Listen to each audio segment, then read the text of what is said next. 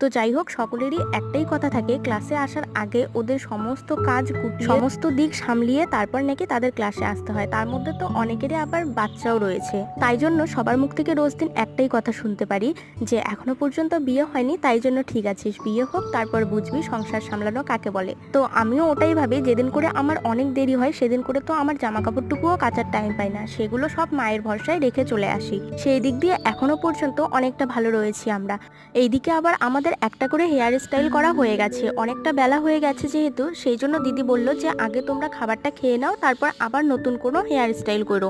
তো সেই মতো আমরা সবাই মিলে বারান্দার মধ্যে বসে পড়েছি। দেখো, এক সিরিয়ালে সবাই বসেছি, আর আমি আজকে কি কি দিয়ে খাবার নিয়ে এসেছি তোমাদের দেখিয়ে দিলাম।